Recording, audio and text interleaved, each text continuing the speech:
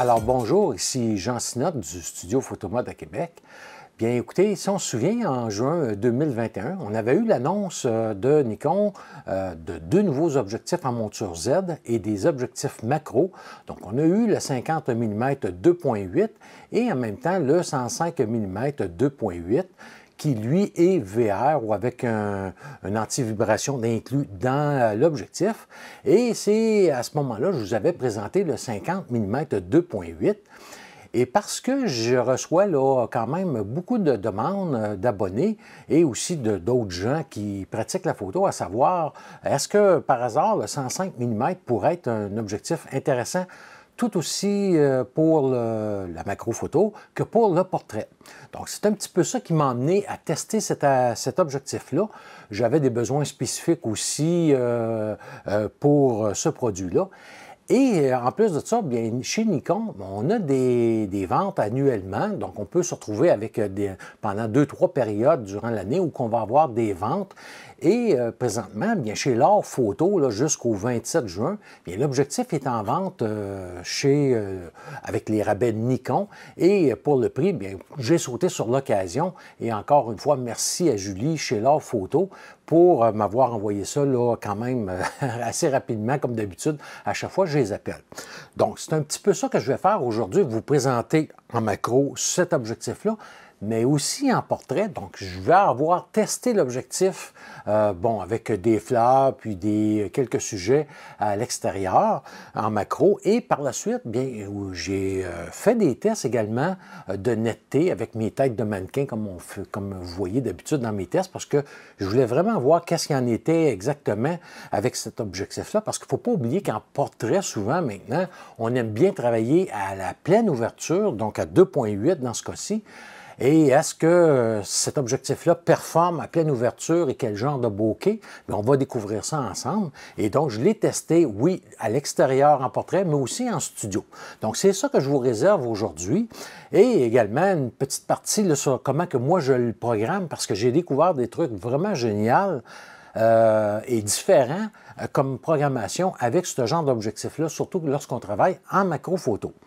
Donc, on va faire rapidement le tour des spécifications. On ne s'attardera pas tellement longtemps là-dessus. Puis, je vais plutôt aller après ça vraiment sur la façon de programmation et aussi de la façon que je vais l'utiliser en macro photo. Bon, tout d'abord, bien, comme tous les objectifs Nikon de série S, parce que c'est quand même, qu'est-ce qui le distingue par rapport au 50 mm macro, celui-ci, c'est une série S, donc avec une optique un peu plus élevée au point de vue qualité. Et qu'est-ce qu'on va avoir d'inclus? Bien, on va avoir naturellement la pochette, une petite pochette souple, les bouchons avant-arrière, un parasoleil qui, lui, est vraiment génial. Pourquoi? Parce que on va retrouver, comme dans plusieurs objectifs maintenant, un petit bouton poussoir verrouillable, donc qui permet de verrouiller en place le parasoleil. Et ça, je vous le dis, c'est vraiment génial. Et tant qu'à moi, maintenant, Nikon devrait avoir tous ses parasoleils construits de cette façon-là parce que, exemple, mon parasoleil avec mon 85 mm, à force de l'utiliser, de l'enlever, tout ça, commence à être usé et va clipper un peu moins bien. Donc, c'est vraiment génial d'avoir ce petit bouton poussoir-là qui doit coûter absolument rien de plus à faire là, que de ne pas en mettre pratiquement. Donc, vraiment génial de retrouver ça avec l'objectif.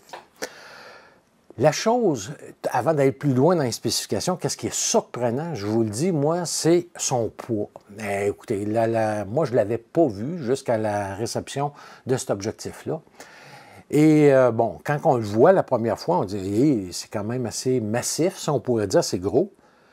Ben, c'est le poids. J'ai resté tellement surpris parce que, bon, si on compare avec l'ancien modèle qui est en monture F, et qui est VR aussi, comme on voit sur la photo, puis on peut voir que malgré que l'objectif Z est plus gros, plus gros en volume, Puis on va avoir 630 grammes contre 720 grammes en monture F, le 105 mm macro. Donc vraiment, c'est ça qui, en tout cas moi, qui m'a frappé. Et là, quand je me suis dit, j'ai dit, ça me rappelle quelque chose au point de vue du poids de tenue en main. Donc qu'est-ce que j'ai fait? J'ai sorti mon 24-120 mm et effectivement, lorsqu'on regarde le poids, bien, le poids est identique pour les deux.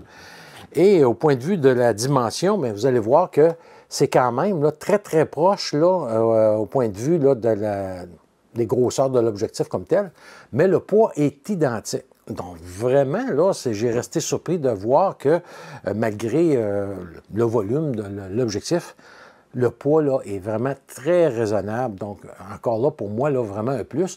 Au point de vue des spécifications, sur le point 1, on va avoir une fenêtre qui, on va retrouver diverses informations de l'objectif qu'on va voir un petit peu plus loin en détail. Ensuite de ça, on va avoir un bouton de fonction. Et là, comme dans d'autres objectifs, mais là, qu'est-ce qui est vraiment spécifique à cet objectif-là? Ça va être la façon qu'on va le programmer, qu'on va voir en détail un peu plus loin. On a toujours la marque du S-Line pour indiquer que c'est un objectif professionnel. Également, en 4, la bague de contrôle ou de programmation qui est personnalisable ou programmable, comme chez les autres objectifs Nikon qu'on va avoir. Et finalement, en 5, on va avoir un commutateur sur le côté qui vient nous donner des limites de distance qu'on peut effectuer. Et qu'est-ce qu'il faut comprendre? C'est lorsque le commutateur de limitation de focus est à full, qu'est-ce qui se passe? C'est qu'on va avoir un focus qui va pouvoir partir de 29 cm à l'infini. Donc, ça veut dire du plus proche macro aller jusqu'à l'infini. Et si on travaille uniquement en macro pour empêcher que l'objectif patine, aller à l'infini puis revenir et tout ça, bien, on va avoir une position qu'on peut le mettre entre 29 cm et 50 cm. Donc, ça l'empêche l'objectif de venir au-delà de cette distance de 50 cm. Et également, bien, on va avoir un commutateur pour la mise au point en manuel ou en autofocus. Donc, pour moi, vraiment très important sur ce genre d'objectif-là. On va voir pourquoi tantôt un peu plus loin dans la programmation. Alors, l'objectif est constitué de 16 éléments en 11 groupes, va avoir un diaphragme de 9 lamelles. Le revêtement avant de la lentille sur l'objectif est traité au fluorine. Donc, qu'est-ce que ça permet? Ça permet à ce moment-là, lorsqu'on a des éclaboussures, si par exemple je fais des gouttes d'eau qui tombent dans un verre ou un autre liquide, de venir tacher l'objectif. Donc, ça vient que ça va perler et aussi ça va être beaucoup plus facile pour le nettoyage. Comme par exemple, lorsque je l'ai testé avec des abeilles puis qui butinaient là, dans les fleurs, bien avec le vent qu'il y avait, bien souvent, qu'est-ce qui arrive? C'est que le devant de mon objectif peut se retrouver assez rapidement avec du pollen. Donc, le fait que cet objectif-là est traité avec ce traitement-là fait en sorte que c'est facilement là, nettoyable sur place, là, sans aucun problème que ça s'ancre sur l'élément frontal. La taille du filtre est de 62 mm. Comme on disait tantôt, son poids est de 630 grammes. L'objectif est aussi tropicalisé, donc ça veut dire qu'on peut aller sous la pluie, sous la neige, puis il n'y a aucun problème là, pour ce qui est de l'infiltration d'humidité, comme je vous disais aussi, contre le pollen ou les saletés. Et l'autre chose qui est vraiment particulière aux objectifs macro, c'est la fonction que l'ouverture va varier selon la distance. Donc, normalement, nos objectifs, s'ils rouvrent à 2.8, que je sois au plus près ou au plus loin, je vais toujours avoir 2.8 comme plus grande ouverture, puis après ça, je peux changer mes ouvertures pour être avec une plus petite ouverture. Les objectifs macro, eux, ça va être différent. Donc, à partir de du 50 cm aller à l'infini, on va avoir le 2.8 tel qu'on voit normalement. Mais aussitôt que je commence à me rapprocher là, du 29 cm, plus que je vais rapprocher, plus que l'ouverture va venir plus petite. Donc, qu'est-ce que ça fait? Comme on voit sur la photo, c'est qu'en macro, lorsque je vais aller à 1 pour 1, bien, c'est-à-dire qu'au plus fort grossissement, mes ouvertures à ce moment-là, au lieu d'être de 2.8 à f32 en distance régulière, bien, je vais avoir des ouvertures qui vont varier entre 4.5 et F51. Donc, il ne faut pas que vous pensiez que votre objectif est défectueux si on voit qu'on n'a plus de 2.8 plus qu'on se rapproche. C'est tout à fait normal. C'est ainsi que sont conçus les objectifs macro et c'est bon à savoir parce que souvent, les gens peuvent penser que l'objectif est défectueux. Et finalement, le petit écran qu'on a avec les diverses informations, qu'est-ce qu'on va retrouver là-dessus? Parce qu'on a un bouton Display. Donc, lorsqu'on va appuyer sur ce bouton-là, il se passe certaines choses. Donc, comme on voit à l'écran ici, bien, on va avoir différentes informations qui sont disponibles. Donc, tout d'abord, on va avoir la distance qu'on peut programmer en pieds ou en mètres. Ensuite de ça, on peut avoir aussi l'ouverture. Donc, si on préfère avoir quelle ouverture qu'on travaille, on pourrait avoir ce renseignement-là sur l'écran.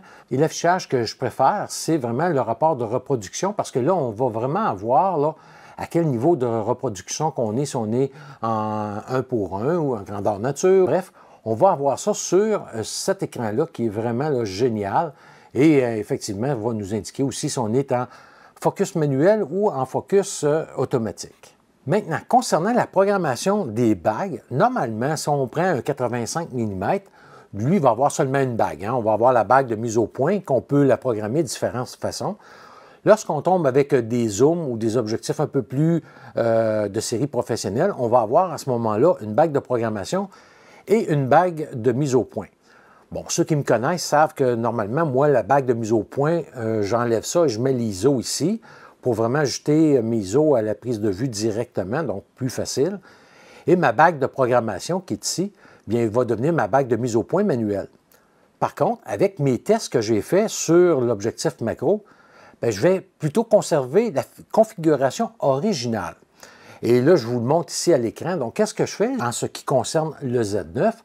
Je vais sous F2 et je vais aller mettre la sensibilité sur ma bague de programmation, comme on voit ici. Et la bague de mise au point, bien, va demeurer la mise au point. Donc, qu'est-ce que ça me permet de faire? C'est que lorsque je vais travailler en macro, parce que, bon, je peux travailler avec la mise au point automatique si je suis un sujet qui est en mouvement.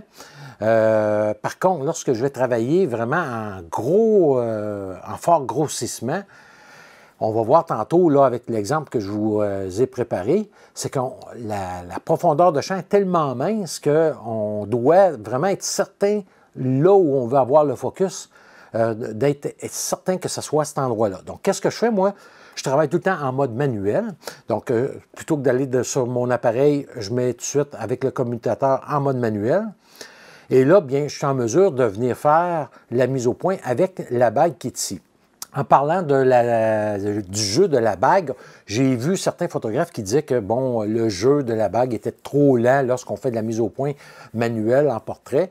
Bien, c'est un petit peu normal parce que sa raison d'être, c'est de faire de la macro. Et en macro, si la course est trop rapide, bien, je ne serai jamais capable d'être très précis. Donc, c'est pour ça qu'on va avoir un certain jeu là, lorsqu'on fait la mise au point manuelle, donc vraiment efficace en mise au point là, manuelle, en macro photo. Moi, en tout cas, j'ai adoré.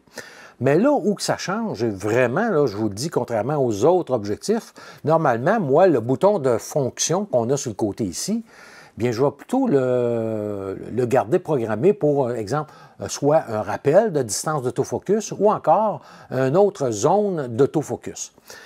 En ce qui concerne le macro, bien, j'ai découvert qu'on peut le programmer différemment et c'est ça que je vous montre ici. C'est qu'on peut venir avec le bouton de programmation, venir chercher le zoom, donc c'est-à-dire la fonction zoom de l'appareil. Et on le voit là, exemple avec le Z9, sous F2, on peut venir activer le zoom. Et là, je vous le dis, ça fait la différence. Pourquoi? Parce que, on va le voir tantôt dans l'exemple que je fais, lorsque je veux être vraiment précis dans ma mise au point, parce que quand je suis à plein écran, c'est beaucoup plus difficile d'être très pointu sur la zone de mise au point. Donc, ça me permet à ce moment-là, lorsque j'appuie ici, de venir zoomer à 100% sur mon image et je peux, à ce moment-là, venir faire la mise au point de façon très précise. Et là, qu'est-ce qui se passe? C'est que si j'ai activé, exemple, la mise en relief, donc moi, je l'ai mis en couleur bleue, bien, je suis en mesure de voir si ma mise au point est en plus très précise à l'endroit voulu avec la mise en relief. Donc, vraiment excellent. Et l'autre chose qui est fabuleux, c'est que maintenant, on peut, dans le Z9, assigner aussi, lorsque je vais assigné cette fonction-là de zoom, lorsque j'appuie à mi-course sur mon déclencheur, que ça revienne en plein écran. Donc, ça dézoome, autrement dit, que ça revient à plein écran de mon image, soit dans le viseur ou sur mon écran, pour prendre la photo. Donc, c'est vraiment génial. Écoutez, moi, je vous recommande vraiment de programmer l'objectif macro, le 105 mm, de cette façon-là lorsqu'on travaille en macro, parce que ce n'est que des gros avantages d'avoir ça là, avec cette programmation-là. Là, c'est fabuleux. Donc, qu'est-ce qu'on va faire? On va aller en studio juste pour terminer cette partie-là, pour que je vous démontre là, comment, en réalité, comment que ça fonctionne, puis on revient. Alors, tout d'abord, j'ai mis là, présentement ma mise au point manuelle sur la bague de mise au point et la bague de fonction se trouve être les ISO parce que je travaille en lumière ambiante. Si je serais au flash, à ce moment-là, je serais à 5 ISO. Et qu'est-ce qu'on va voir? C'est que je vais appuyer sur le bouton de fonction zoom et là, on peut voir là, que c'est flou. Donc, on va voir que lorsque je vais jouer avec le focus, on peut voir qu'il y a des endroits que ça devient très bleu. Donc, on va voir que, comme on voit là, c'est bleu. Ça veut dire que la mise au point est parfaite à cet endroit-là. Et aussitôt que je vais appuyer sur mon déclencheur à mi-course, ça revient en plein cadre et je peux prendre la photo à ce moment-là et ça va être très, très détaillé. Et sur le bouton display, lorsque je vais allumer, bien, on va voir ici que je suis le rapport de grossissement. Si je repèse sur mon bouton, on va voir l'ouverture que j'ai d'asssigner et aussi sur la distance. Donc, on a vraiment des bonnes informations là, sur l'écran. Donc, comme vous voyez, bien, qu'est-ce que je vous disais, c'est vraiment là, efficace d'avoir ces fonctions-là et en tout cas, cette programmation-là sur l'appareil photo. Moi, vraiment, là, je recommande fortement cette programmation-là. Mais c'est propre à chacun. Donc, au moins, je vous ai fait connaître là, mes petits trucs personnels. Et en parlant de petits trucs, bien, vraiment, je vous conseille d'aller dans le menu personnalisé, comme on voit ici sur la photo. C'est qu'est-ce que ça permet de faire? C'est de venir de rajouter des éléments, comme par exemple la fonction zoom, si on la veut engager ou pas. Si on veut aussi enlever la mise en relief. Donc, au lieu de courir partout dans nos menus, bien, c'est le fun d'avoir cette fonction-là dans nos menus personnalisés. Et là, moi, par exemple, c'est là que je vais venir assigner, par exemple, si je veux intervertir mes bagues. Donc, comme tantôt, lorsqu'on va voir que je suis allé faire de la photo en studio ou à l'extérieur en portrait, là, à ce moment-là, je vais enlever la mise au point sur cette bague-là. Je vais la mettre ici et ici, je vais assigner mes ISO, comme un objectif conventionnel que j'utiliserais. Et c'est là que d'être dans le menu personnalisé, c'est vraiment efficace parce que là, à quel endroit que je vais inverser les rôles, bien, en l'ayant dans mon menu personnalisé, je rouvre et je peux à ce moment-là mettre à off cette fonction-là et soit les bagues retrouvent leur position originale ou si je l'actionne, bien, ils sont inversés. Donc vraiment, là, un truc à retenir, de bien programmer son menu personnalisé. Maintenant, avant d'aller dans les tests pratiques en studio et tout ça, au point de vue du prix, bien, comme je vous disais là, en introduction, normalement, l'objectif se vend 1 369 $ et chez L'Or Photo, bien, c'est le prix qu'on va retrouver là, normalement pendant la période de l'année. Par contre, comme je vous disais, il y a des moments dans l'année où il y a des ventes et je crois jusqu'au 27 juin, on va avoir une vente là, présentement qui est à 1 199 $. Donc, c'est pour ça que moi, tout de suite, j'ai appelé Julie et j'ai dit, bon, écoute, je saute sur l'occasion, ça vaut la peine. Donc, oui, on a un objectif, vraiment un prix très abordable et accessible. Et même, je vous dirais qu'à son prix régulier, à 1 369 $, moi, je trouve que ça en offre beaucoup et on va le découvrir ensemble un peu plus loin, là, toutes les raisons pourquoi que je trouve que c'est vraiment un bon rapport qualité-prix.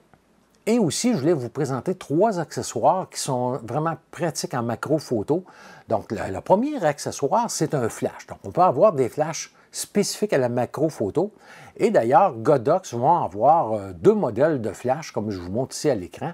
On va avoir le MF12 qui est 2 petits flashs, où on peut en mettre même 4 si on veut, qui se met sur un anneau d'adaptation. Et là, à ce moment-là, il va être contrôlé avec un X-Pro ou un autre déclencheur radio Godox.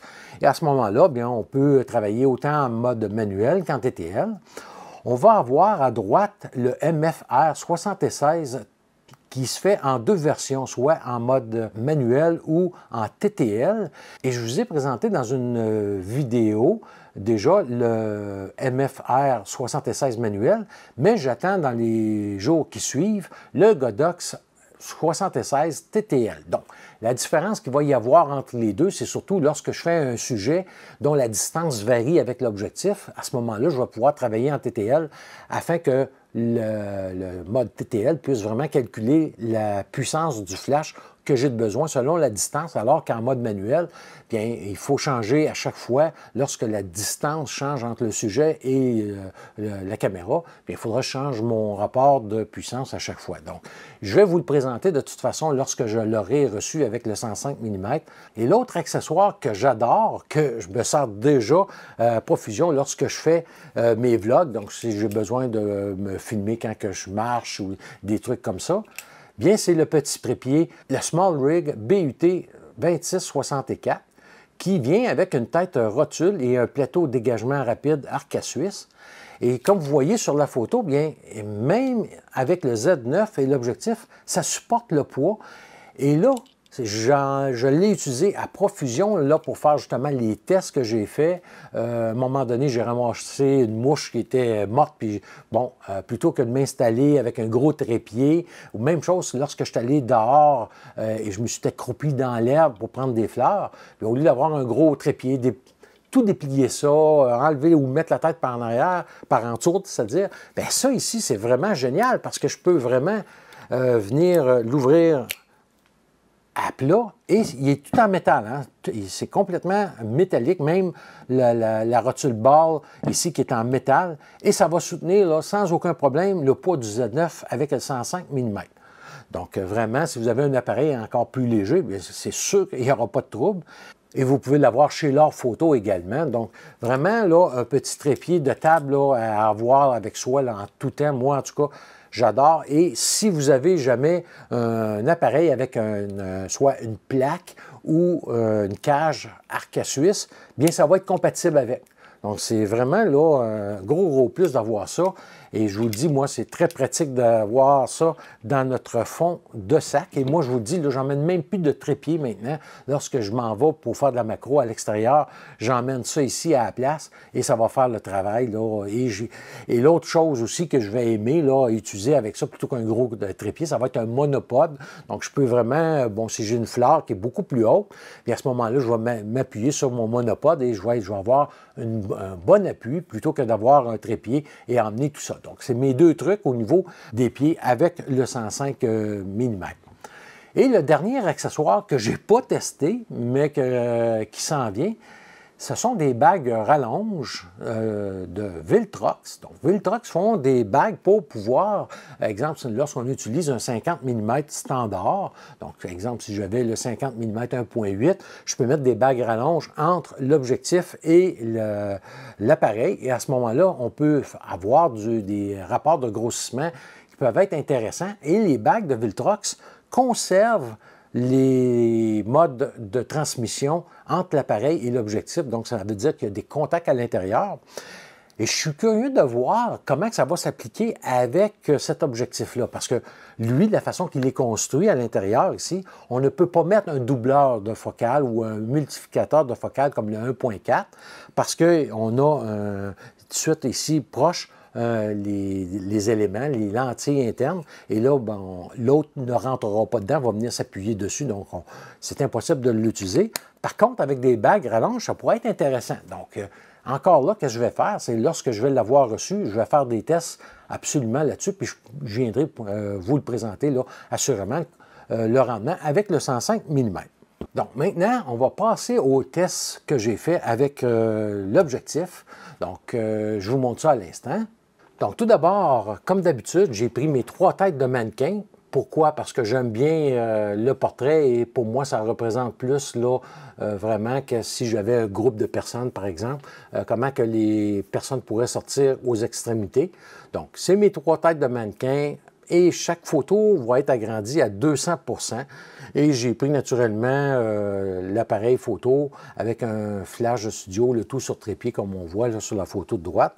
Et les premiers tests que j'ai faits, c'est avec les 3 têtes de mannequin agrandis à 200 % à pleine ouverture, donc à 2.8. Donc, on a les deux extrémités et je vous le dis, je suis resté vraiment surpris parce que normalement, je m'attendais que ça soit très mou sur les côtés et vraiment, la netteté est au rendez-vous, là, vraiment une belle surprise. Ensuite de ça, on ferme à F4 et je vais toujours avoir là, une meilleure netteté au centre avec une très bonne netteté sur les côtés, comme à 2.8. À 5.6, bien là, on monte vraiment dans la netteté autant sur les rebords qu'au centre. Même chose à F8, donc encore là vraiment une très belle performance de l'objectif. À F11, eh bien là, c'est vraiment net, là, autant sur les rebords que sur les côtés. Par la suite, à F16, on va avoir un petit peu plus de mollesse sur les côtés parce que l'objectif commence à avoir de la diffraction. Et finalement, à F32, c'est là que l'objectif va être plus mou sur les rebords, quand même avec une netteté là, raisonnable au centre. Concernant la vignette à pleine ouverture, bien, on voit là, sans correction, sur la photo de gauche, le 105 mm et la vignette à 2.8. Et j'ai fait une correction sous NX Studio, mais qui pourra être faite autant dans Photoshop que Lightroom ou autres logiciels. Là, on peut facilement corriger cette vignette-là, donc vraiment pas un problème. Maintenant, j'ai voulu le tester aussi en portrait. Donc, pour le tester au point de vue comportement portrait, j'ai sorti mon 85 mm d'ouverture 1.8 et on peut voir la différence de poids, comme je vous parlais tantôt, entre 630 grammes et 470 grammes entre les deux. Donc, vraiment, le 105 mm demeure très raisonnable comme poids. J'ai repris mes têtes de mannequin et là, on va voir que j'ai mis des crochets, comme d'habitude je fais. Donc, si on a un seul gros crochet sur une photo, ça indiquera que c'est cette photo-là entre les deux qui est la meilleure, la plus nette. Un seul crochet au centre indique que les deux photos sont identiques au niveau du piqué. Et si on a une photo avec un gros crochet et l'autre un plus petit crochet, ça va indiquer tout simplement que le piqué est un peu supérieur sur la photo avec le gros crochet, mais très légèrement. Donc, on commence à pleine ouverture pour le 105 mm et là, qui est à gauche, et à droite, ça sera les photos prises au 85 mm. On voit que même ouverture, c'est égal pour les deux objectifs. Ici, pour la tête de gauche, belle surprise, écoutez, à 2.8 toujours, le 105 mm est supérieur au 85 mm sur les rebords. Et même chose pour la tête de droite. On voit vraiment là, une grande différence là, dans les côtés là, avec le 105 mm. Au niveau de l'ouverture 4, on va avoir une supériorité, mais très légère au point de vue pour le 105 mm, alors que pour la tête de gauche et la tête de droite, bien, la netteté sera pareille sur les deux objectifs à f4. À 5.6, encore là, une fois sur la tête du centre, c'est égal pour les deux objectifs. Et pour la tête de gauche, bien, on va avoir un léger avantage au 85 mm. Et ensuite de ça, pour la tête de droite, bien, c'est vraiment identique encore une fois. À F8, encore là, on a des résultats identiques, autant pour la tête du centre, de gauche et de droite.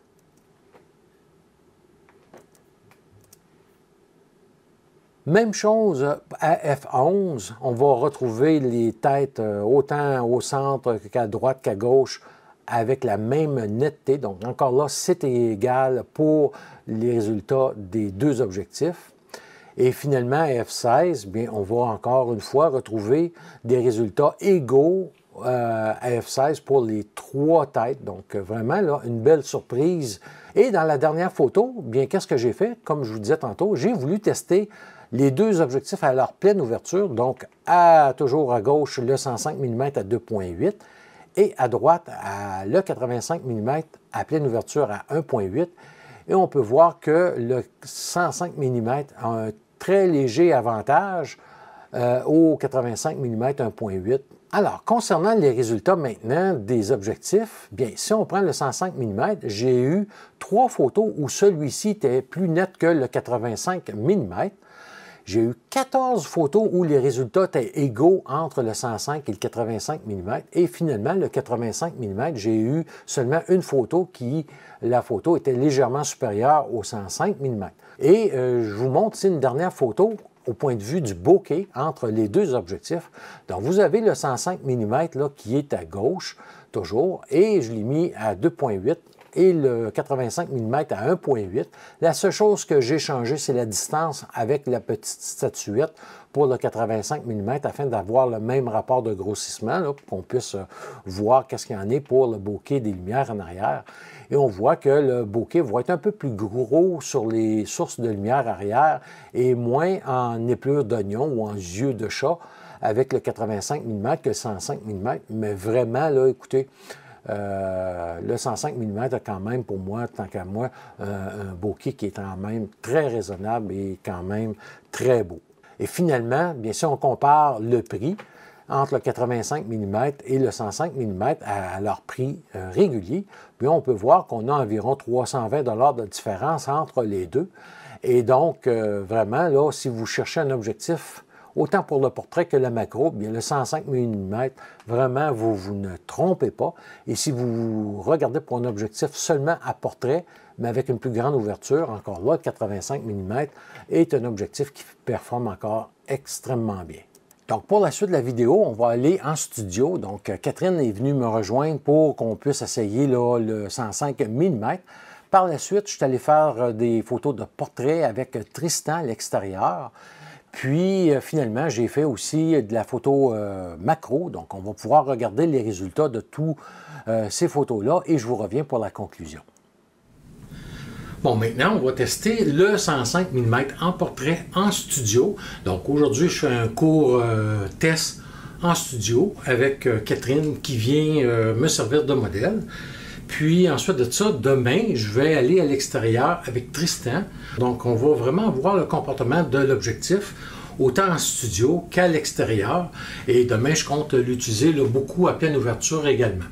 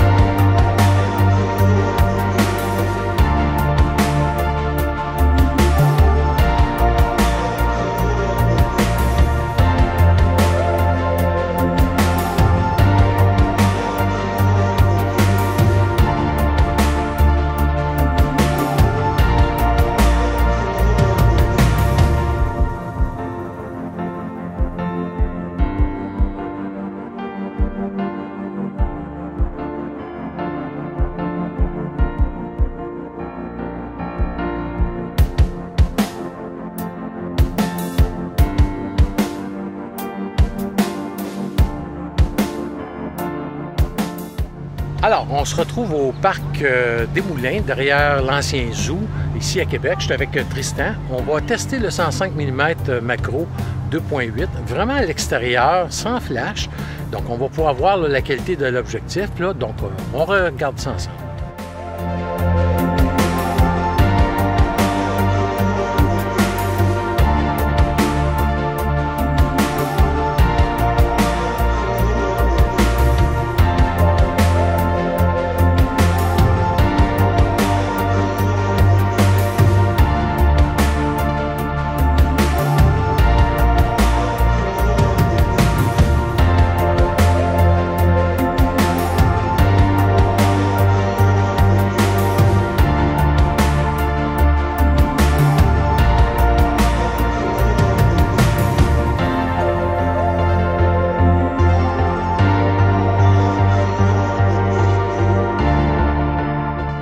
Alors, on vient d'essayer avec une petite fleur et Tristan en a profité pour me filmer en train de faire la petite fleur.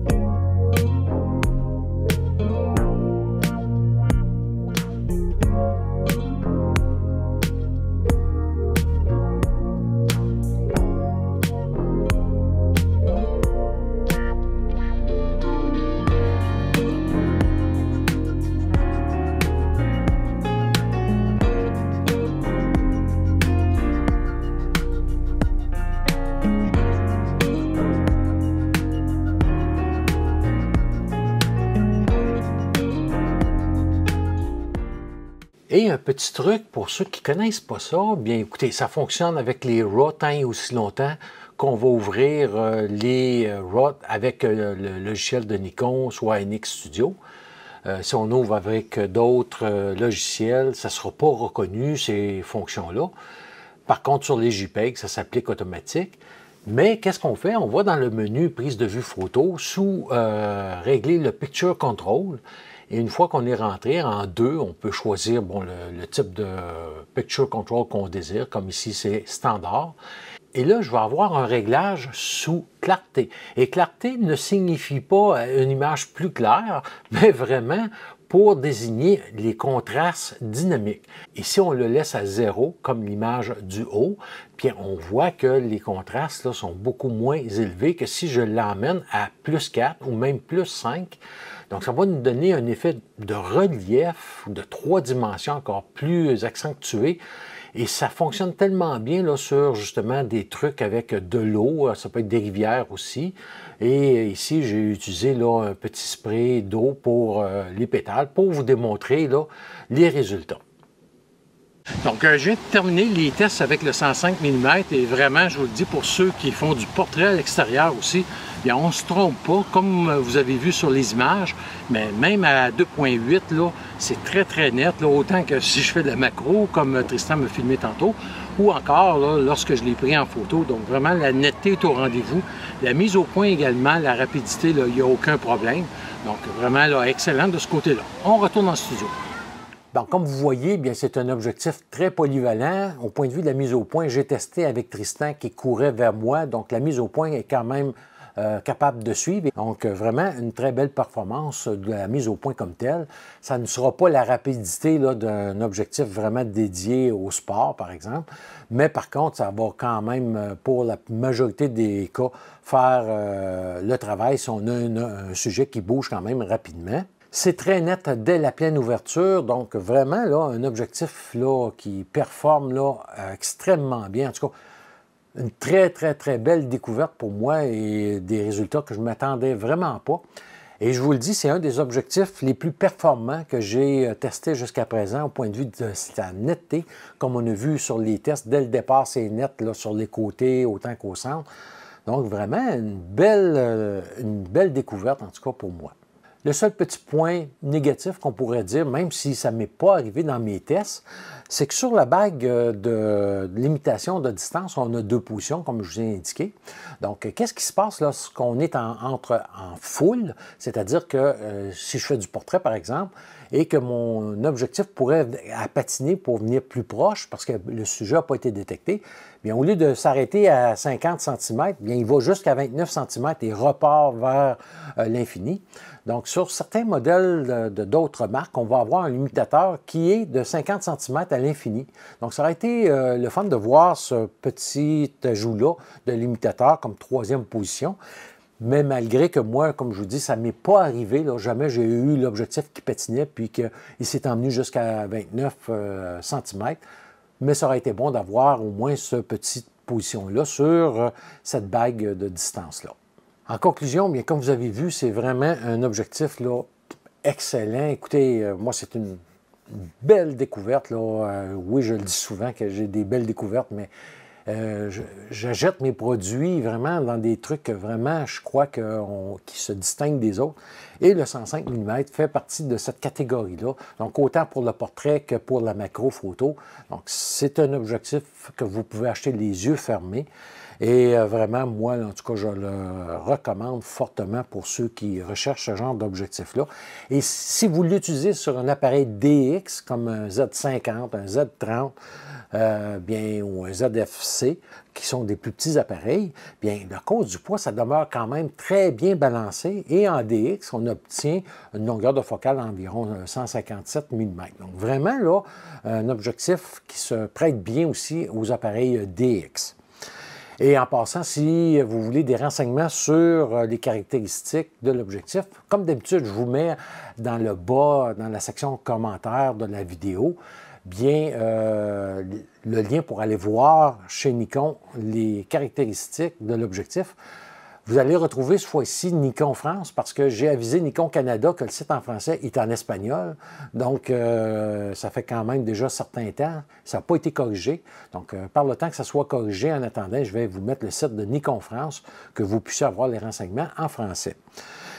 Et finalement, bien écoutez, on a eu droit cette semaine à la présentation du Nikon Z6 III. Donc, vraiment un appareil, au départ, bon, c'était pas quelque chose qui m'attirait vraiment. Même, je vais être honnête avec vous, je visais plus le Z52 qui pourrait sortir éventuellement.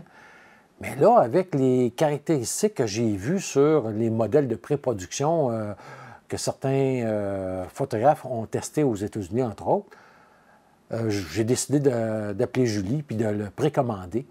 Et effectivement, avec l'art photo, on vous prépare 2 vidéos. Soyez assurés sur le Z6 III. Donc, je devrais le recevoir en milieu de semaine prochaine. Et je vais vous présenter là, vraiment une vidéo, là, bon, un genre de déballage de l'appareil photo, mes premières impressions avec la prise en main et tout ça. Par la suite, je vais vous faire une deuxième vidéo qui va être reportée un peu plus loin. Pourquoi? Parce que je veux que ce soit quand même crédible. Je veux tester l'appareil en portrait, en photo animalière ou des oiseaux, voir comment ça se comporte. J'ai vu des choses nouvelles, intéressantes à aller voir aussi. Donc, je vais vraiment aller un peu plus loin. Je vais vous préparer aussi un guide de programmation, un peu comme j'ai fait avec le Z9 et le Z8, tout à fait gratuitement, que vous pourrez venir télécharger soit ici dans la vidéo qui viendra sur le Z6 III ou encore auprès de l'art photo. Donc, vraiment, là, un appareil qui promet beaucoup. Et moi, en tout cas, j'ai décidé de le commander parce que je crois que ça peut être vraiment intéressant pour qu'est-ce que je recherche. Et si vous pensez acquérir cet appareil-là, bien, écoutez, déjà, là, bon, on a eu l'annonce ce lundi ici, et déjà, quelques jours après, on voit Nikon qui nous dit que la demande est tellement, les préventes sont tellement élevées qu'il prévoit déjà des retards pour la livraison des prochaines précommandes. Donc, si vous pensez de vouloir cet appareil-là, bien peut-être contactez l'art photo pour vous mettre sur la liste d'attente parce que je crois que ça va être un appareil qui va être grandement apprécié, autant que le Z9. En tout cas, pour moi, là, je crois qu'on va avoir droit à vraiment des belles choses. Donc, on se revoit là, très bientôt pour le déballage du Z6 III. Et d'ici là, bien, portez-vous bien. Et moi, j'attends les autres accessoires aussi que je viendrai vous faire là, des vidéos sur ces produits-là. Donc, on se revoit là, très bientôt. Merci beaucoup et à la prochaine.